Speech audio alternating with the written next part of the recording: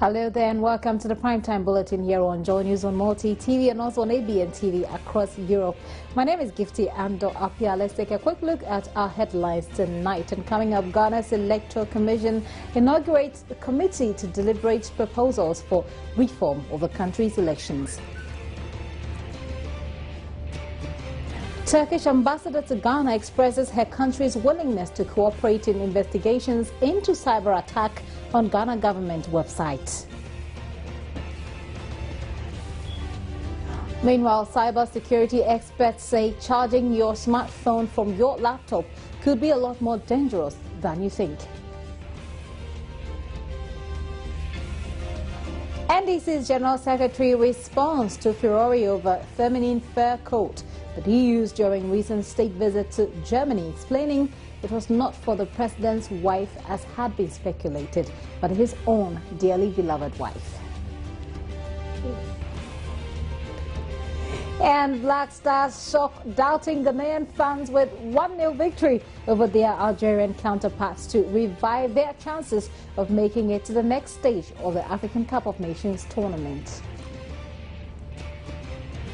Those are the headlines. We will be delving into the details very shortly.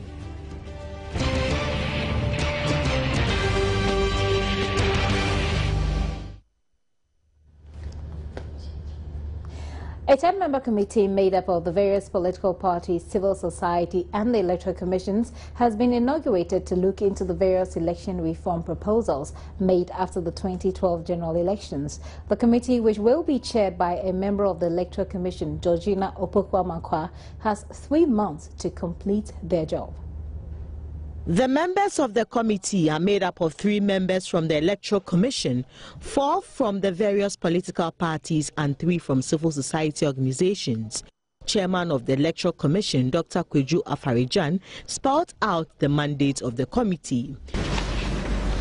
Is to examine all the proposals for electoral reform submitted to the Electoral Commission, embodied in the publication entitled Proposals for Electoral Reform, and do as follows. 1. Separate out the proposals into ones that require A. Changes to existing laws, rules and regulations, and B. Changes to existing administrative procedures and arrangements. 2. Determine which proposals are worthy of adoption. No, you can see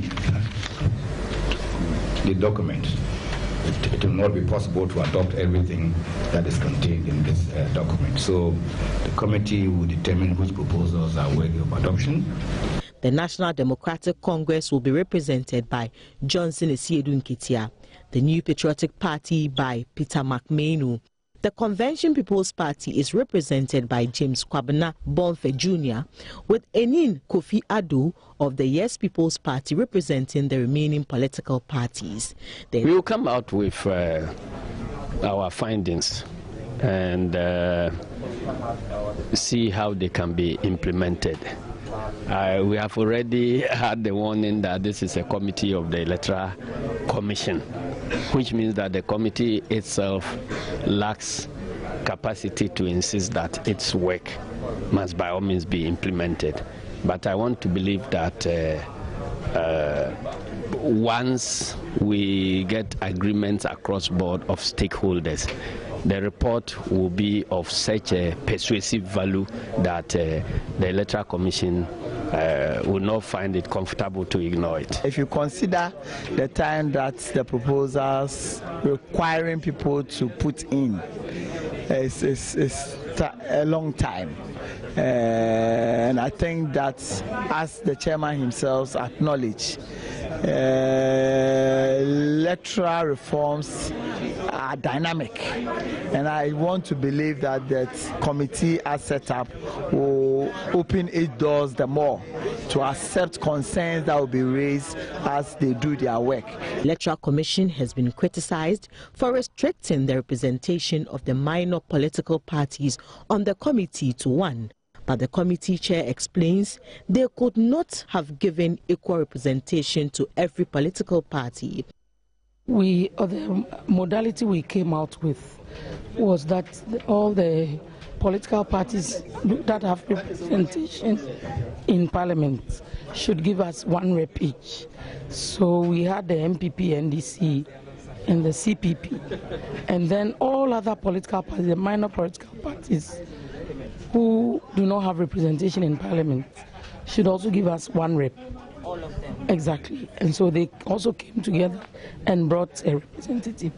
The committee's recommendations on the various electoral reforms are expected to be ready by April 2015.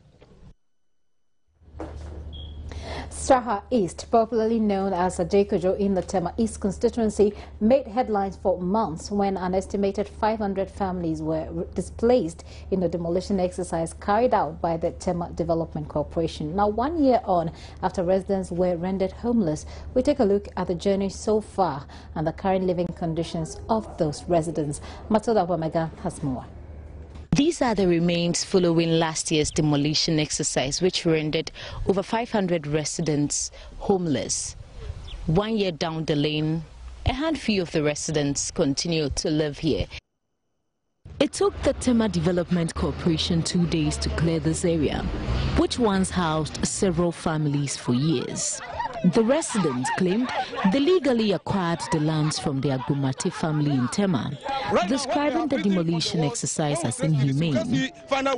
The Tema Development Corporation, however, maintained the area is government's land which has been encroached. Some families who survived the demolition still live in the ruins. About 5 families now live here, some in tents and others in makeshift structures. Banini is among the few others who still live here. Life over here is unbearable.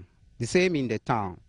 Some people call me to come and see where they are putting their heads. In fact, when you go to them, very pity. Life is miserable. Some of them remembering that it is 1 year now. Some fell back and they passed away because they knew the day that their houses had been demolished. Yeah, as the area grew bushy, the snakes and other animals do attack us. But so far as the Lord is protecting us, we are coping up with, because we don't have any place to go. This is where I per se have lived for numerous of years, decades. So where should I go with my family? If you are offered some kind of support now to find a decent place to live, would you be willing to move out of this place? No, absolutely no. Look, we are ready to die, to sacrifice our life for this, because even after 1 year, we are ready. We are mounting a strategy. And I did not to air it.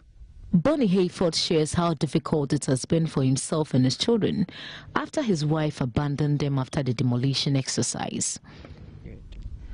It is very, very difficult for us now, meaning that even during the time the people started building at these places, I am a painter. So I also, through that, I get a lot of job to do. So as they collapse the area, now I'm just hanging.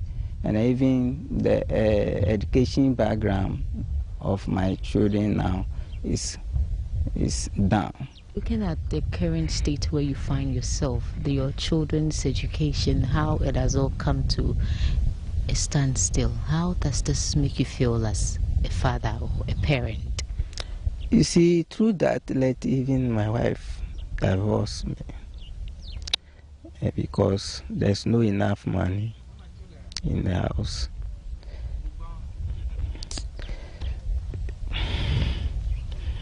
And I had 3 children during that time. And now the whole thing went on. Now that time my young one was 1 year. And the woman just ran away, leave me. And in fact, I was very, very hard during that time. how to get money to look after the children. In fact, it's difficult for me. And through this, in fact, it lets the whole of my life now became miserable. Yeah. So what do you do this time to take care of your children now that your wife is no longer with you? No, the whole thing is I just go around. The day that I get the job, I do it and then sustain them. The children are worse off. Their education has been truncated as a result of how difficult things have been. Their parents accuse the president and city authorities of neglect. Mama, on the panel, and a mobile lati, or sending 600 troops, police were by hand. And on ni soldiers, and a oye letter. On and also him from an empenyfo. Wando, where's he had a? And so motorway, bridge, obi, mamma, who can't be ho. Ninu, Carl Connery or Shaman, and then Ansala, Wabaho, Wabahe, aha Wabahada. These residents are meanwhile appealing to the public for assistance, but are not ready to part with their lands. Matilda Vumaga, for Joy News, Sraha East, Tema. Meanwhile, the family which claims ownership of the disputed land is bent on seeking redress in court. According to its spokesperson, George Kofi Amiao, the family has been putting together its case and should be heading to the court next month. We've spoken with our lawyers, we've gotten our documents together. What we realized was that it's better for us to solidify our document before we go to court than go to court and have the case thrown away. So what we've done is that all the documents that we need to challenge the acquisition, the TDC's acquisition, that's the 63 square miles, and all the other documents that we need to further enhance our case, we've gotten. So yes, we are in talk with our lawyers. We'll definitely have a showdown at court with TDC. To some other news now, and Gender Minister Nana Oyelitha says her ministry is in the final stages in the development of a single registry database of beneficiaries of all social intervention policies in the country. The database, according to the minister, is to help harmonize data of all beneficiaries on the various social intervention policies instituted by government. And the move is aimed at helping government to effectively monitor the progress of the country's social intervention policies, as well as identify communities that require specific interventions. We are developing a single registry database. We want to collect information on all potential beneficiaries of all social protection interventions. We want to select and target them in a scientific way so that we don't use political, sociocultural, or other unscientific means of determining who should benefit from social protection. She added that the initiative is also to help government bridge the country's inequality gap. People have said, oh, for LEAP, it's like you wake up and you select this district and that district. And maybe these districts may not be poor. So, for instance, when we are even targeting districts under LEAP, we go to Statistical Service and they give us a list of the poorest districts. They have a ranking. So if we want 10 districts, we just select the first 10. We have certain communities in the north, 70% poverty. And we have some in the south, 8% poverty, 10% poverty. If you are selecting a district, which one would you select? The minister disclosed this at the inauguration of a 17-member committee put in place to oversee the project. The committee has representation from the various agencies in charge of the country's social intervention policies, including the National Health Insurance Authority, the Department of Social Welfare, Microfinance and Small Loan Center, MASLOC, as well as the World Bank and the local government ministry.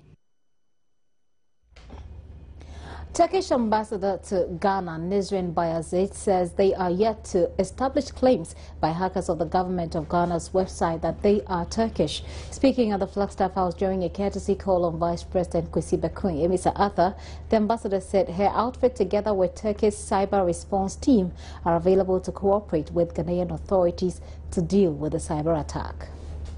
We are now familiar with these cyber attacks, and no country is immune.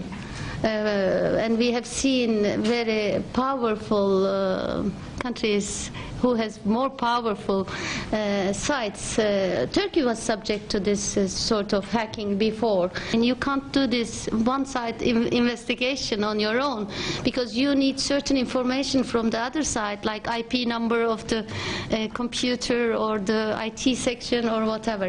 The government of Ghana's website recently came under attack by Al-Sankak TIM, claiming to belong to the nationalist Turkish hacker group and operating in Kemalist Turkey. The hacker, in a Facebook chat with Joy News' news editor Israelai, stated that the action is in solidarity with their Muslim brothers in Ghana. But after a closed-door meeting with Vice President Kwesi Emiza Arthur, the Turkish ambassador indicated the group may be lying about their origin. It's not easy to establish whether the hacker is originating from the place they say originating, because it's easy to take over a computer in an A country and commit the crime in a B country. So I have already sent a letter to the Deputy Minister of Communication offering our cooperation. If there's a need, we are ready to cooperate with the relevant Ghanaian institution, because there's a cyber response team in Turkey, and they can cooperate with the Ghanaian counterpart. Meanwhile, she lamented what she says is a dip in trade relations between the two countries, attributing them to the global economic challenges and the drop in fuel prices. And unfortunately, I have to mention that the scare of Ebola also affected negatively trade volumes of the countries of Western Africa with the other part of the world. So what we have to do is we have to convince our trade people that this country is doing very well, and of course the growth rate has fallen a little, and there are difficulties surrounding almost every country because of the decrease of the oil prices, and of course there are energy issues, and as long as Ghana faces these challenges and overcomes them, then it will be more conducive for everybody to increase our trade. She believes the two countries can engage in more bilateral cooperation. Gifty Andopia, Joy News, Flagstaff House.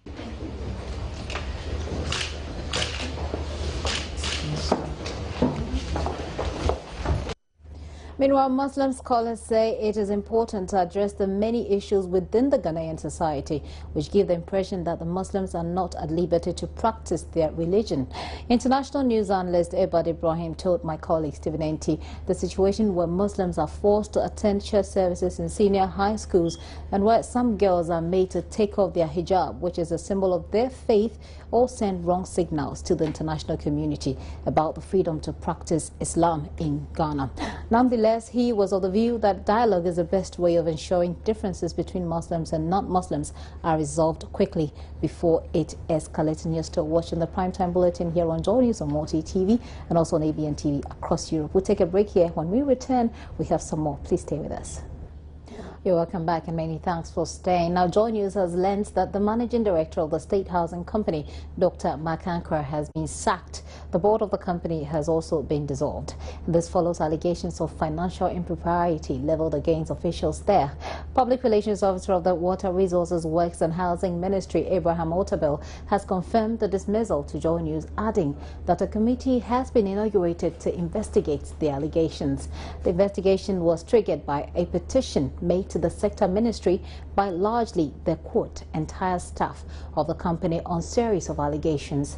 The committee inaugurated on Friday has been tasked to submit its report to the Water Resources, Works and Housing Minister Alhaji Collins Dauda within a week. Makes it challenging for the sector. Now, the Public Regulatory Commission has advised the erratic power supply situation, which resumed after the Christmas break, is not expected to ease anytime soon. Ghanaians had some relief last December when power authorities announced they were cutting supply to industry to ensure that Christmas celebrations would not be severely disrupted. But the holidays are long gone and consumers are back to more outages. Now, some communities, for instance, are set to go off days with the Electricity Company of Ghana, explaining the shortfall in supply is growing. Director of Public Relations for the PURC says they are unable to fathom why some consumers will have to be denied electricity for days, explaining that the communication could be better. Nanaya Jantwa, however, says Ghanaians should not expect any quick fix to the inconsistent power supply because the country is facing a crisis. So she told Joy FM that as the country faces this crisis, the country will have to be clear that tomorrow it will not change. It has to be clear because it is a crisis and it will not change. That's a quotation by Nanaya Jantwa there. 4 trainees have graduated from a 5-day training on risks analysis as part of the European Union-funded TRACK initiative intended to enhance the market surveillance of FDA products. Deputy Chief Executive Officer of FDA, John Odame Dakwa, says the risk analysis exercise is part of several modules under the TRACK program to enhance the general operations of the authority. The TRACK program is aimed at offering continued support to the Ministry of Trade and Industry in private sector development, trade facilitation and capacity building with special attention to capacity issues. It also targets industrial strategy and post-economic partnership agreement implementation support, as well as the standards, national quality institutions and trade. The Food and Drugs Authority, which is implementing a 10-module training program under TRACK, Friday produced 24 officers who have undergone training on risk analysis to help improve quality and diversify the selection of countries for the exportation of Ghana's products. We have about 10 modules of training programs.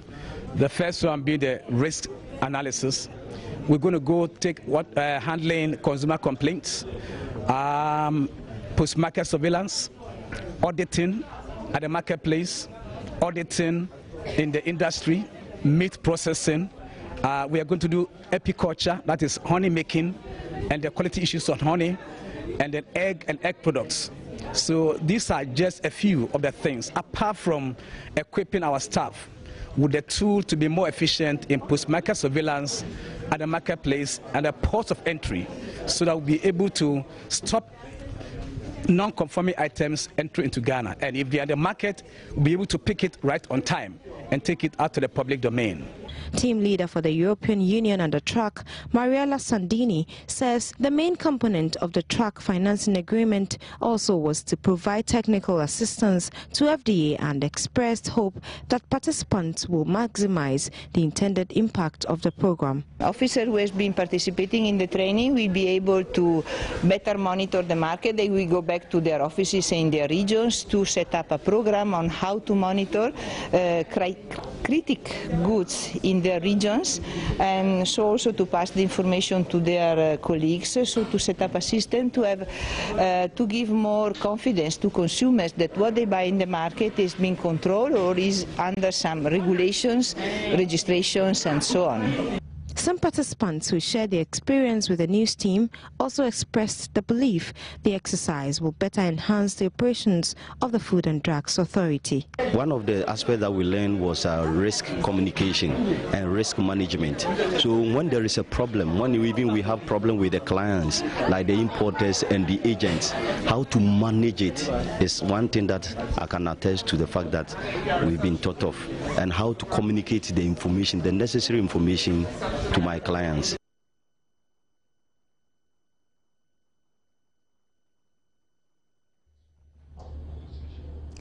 It is often said that one's footwear complements their look. It, however, turns out a lot of people tend to rely on mostly used imported shoes, which they believe are even more durable. But how confident will you be wearing shoes made by an unknown manufacturer in Accra? Well, a shoemaker in the city believes that he is capable of meeting your footwear expectations. Solomon Opoku has been making shoes for the past 10 years and caters for both ladies and gentlemen. Though trained in Kumasi, he moved to Accra and has been managing the Nyamene Mebuafo shoe shop for 5 years now. What he is working on now is a copy of an Italian shoe a client saw in a magazine. This type, no, black one, no, white one. Oh, okay. This type, no. When a client selects a particular design, he cuts the leather in the right pattern and sews the pieces together. He then fixes the sole after cross-checking the size. Solomon takes pains to examine the choice of leather he uses. Into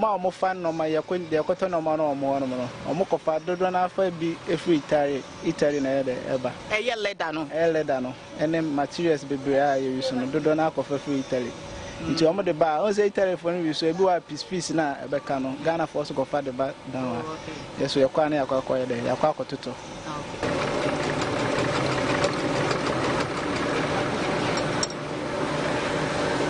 Solomon says he uses this sewing machine meant for clothes because he cannot afford an industrial one at the moment. I say, you need an industrial machine, your force machine at the upper by the palm to me effect to say they use industrial machine. The industrial machine and a boy is saying Tina moon to mean to be.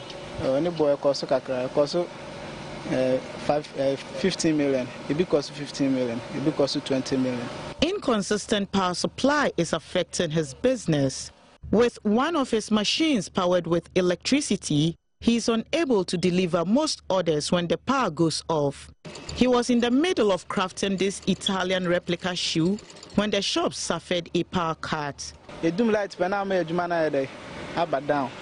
Maybe a week say, Tama light off 3 out the week now. It's me modu, a day bet my modum power by 5 pieces, and not 10. It will depend.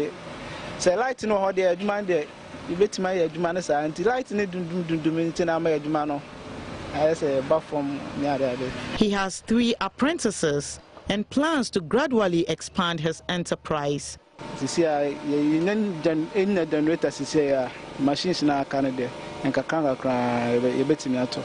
In generators is here, a quadrillo, I bet my day, I bet him there, a 2 loan. Say a quadrillo, the cotton machine.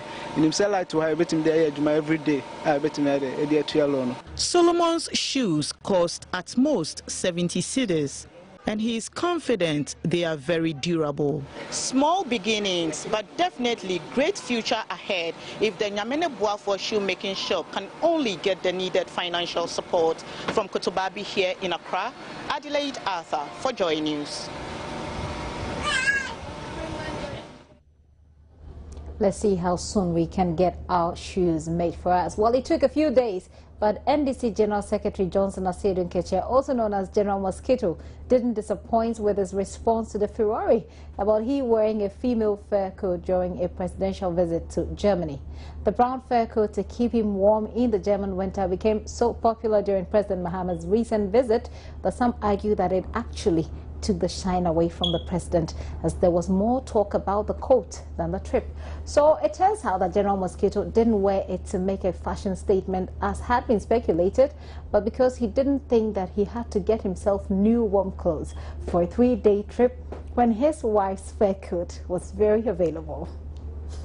Ghanaians have over the course of this week had a field day, especially on social media, thanks to the General Secretary of the ruling National Democratic Congress. Johnson Asiedu Nketia's now famous winter coat once again released the creative juices of Ghanaians. Some satirists suggested the brown winter coat belonged to the First Lady, Lordina Mahama, whilst others said the NDC scribe had taken inspiration from this anonymous young man whom some said is his stylist. Whichever way you look at it, General Mosquito got quite a bit of trolling and ridicule for his poor sense of fashion. There were quite a few, though, who came to his rescue, sharing photos of world-renowned celebrities such as Kanye West, who had previously been found in similar coats. But Johnson Esiedu Nketia eventually decided to answer the self-acclaimed fashion police, confirming that, indeed, what he wore was a female fur coat. Except, he says, this is not the first time he's worn it. Indeed, he says the coat has been places.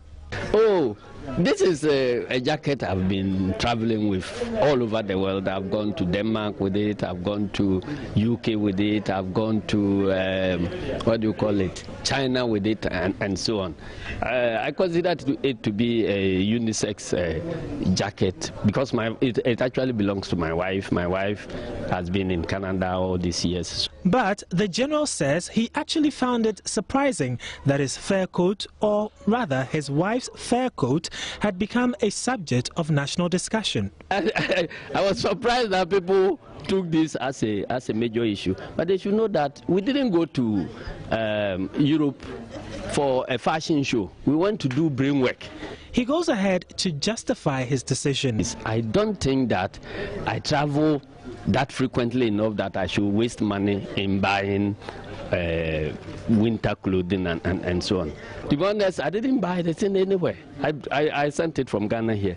And I don't have money to be going shopping, to be buying winter clothing for a 2-day visit in Germany only to drop it because you cannot wear it here. He feels vindicated by his decision, and like other public office holders, he said, did not have a good reputation whilst in office. If wearing your wife's winter jacket is a crime, let them jail me. But you see, they are exposing themselves because Kofi Juma, who is making this noise, Kofi Juma, you were indicted by the Auditor General that you were taking 10 million per day from the resources of KMA when you were the mayor. And so if you have that much of money that you loot from government coffers, you can afford to buy jackets, winter jackets for 2 hours, throw them away, you get to another country, you buy another one and you throw it away. So if that is his business, let him mind that business. But I have not been brought up in this type of thing. Beyond the shores of Ghana, though, the BBC's monitoring team has a story about Esiedu Nketia's coat of many furs. Whichever way you look at it, Ghanaians are not done yet with General Mosquito's taste for fashion, as this picture of him has also started the rounds on WhatsApp, with him wearing a pair of what looks like Timberlands over kaftan.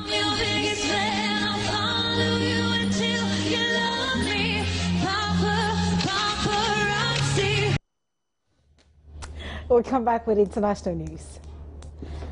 Now let's do some sports. And the Black Stars of Ghana got back to winning ways with a dramatic 1-0 victory over Algeria in a crucial Group C encounter at the Estadio Mongomo in Equatorial Guinea.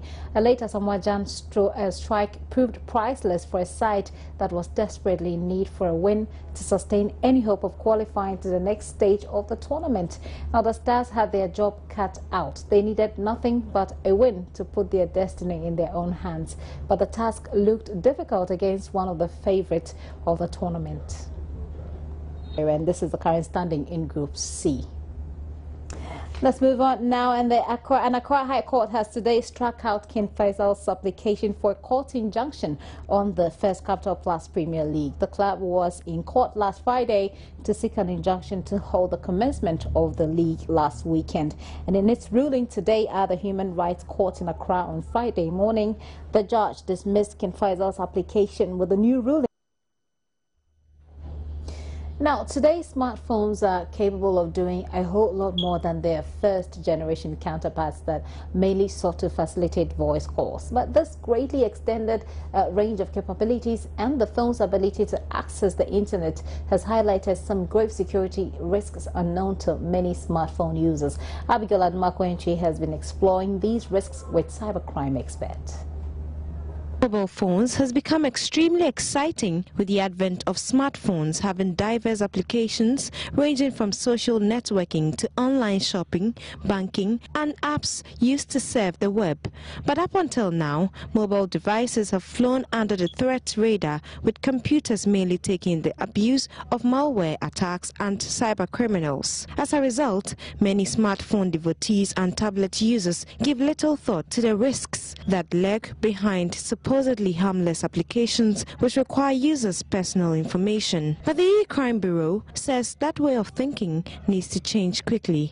We like to, wherever you go, because we want to reserve our data bundle, we connect to the wireless. When you connect to the wireless, somewhere else, somewhere can also be picking your details from that.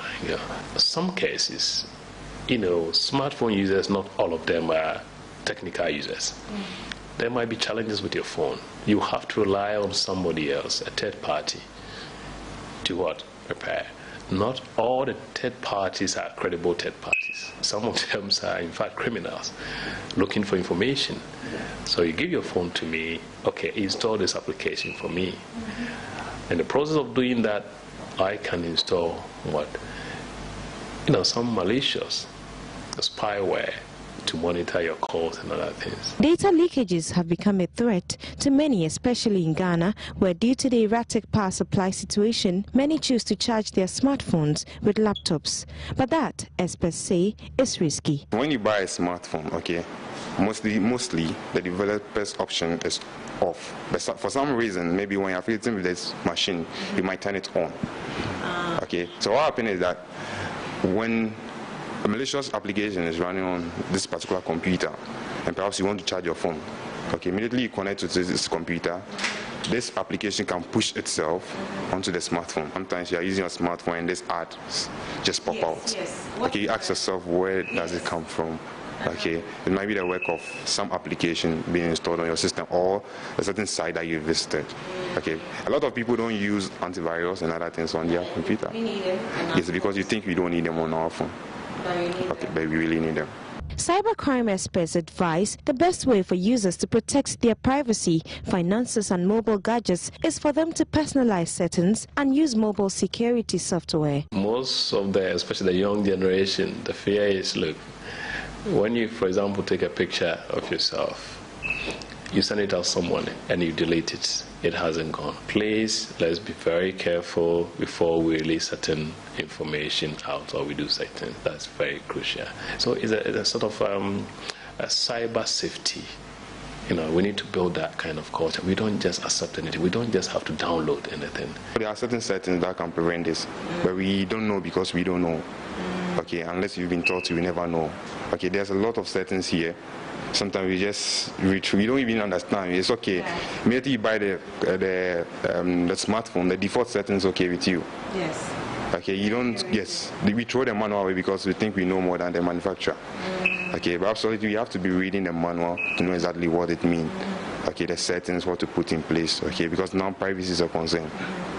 So to be able to put these measures in place, you have to know the settings of your phone. Smartphones undoubtedly get users connected, but till users become conscious of its associated security risks, they could be deadly weapons. Abigail Adumakonchi for Joy News.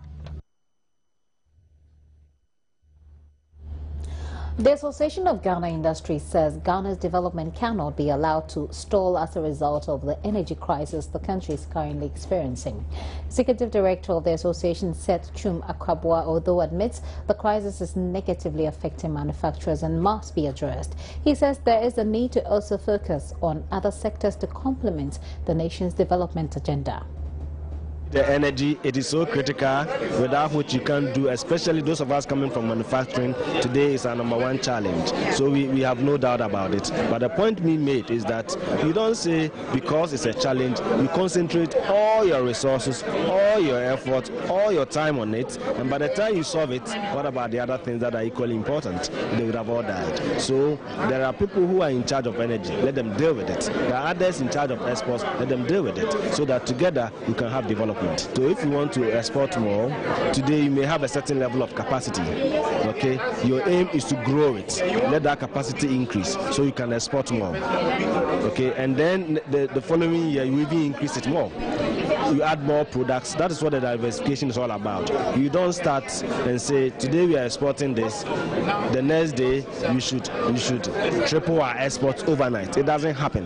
You have to gradually grow it. As industrial operators, we always look at the manufacturing exports where you add a lot more value, because that is where you get the maximum value for the exports. But of course, the linkage to agriculture is also always very important. We are natural and agrarian economy, so let's do more of the agriculture and then add value and export. So here, for this seminar in particular, I think we are looking at diversification, and therefore we are not looking at the traditional exported products, such as the gold, the cocoa, the timber, and the rest. We are looking more at manufactured products, and then within the non-traditional export sector, there are several other products that could be considered. Thank you. Growth in Asia's fourth largest economy, South Korea, fell to a 6-year low in the fourth quarter of last year. The economy grew a seasonally adjusted 0.4% in the October to December period from the previous quarter, when growth hit 0.9%.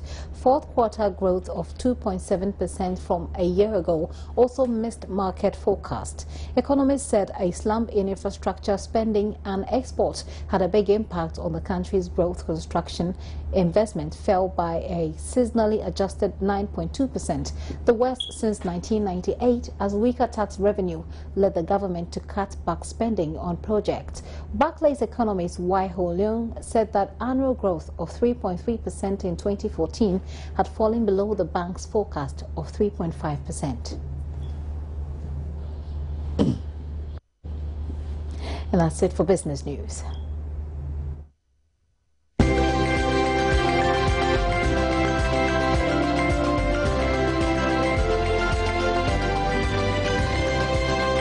Business News was brought to you. Showbiz now. And have you ever wondered why musicians close their eyes at certain points in the song whilst they're performing? Well, Showbiz caught up with Rap Doctor, and he has been telling us why he does that sometimes.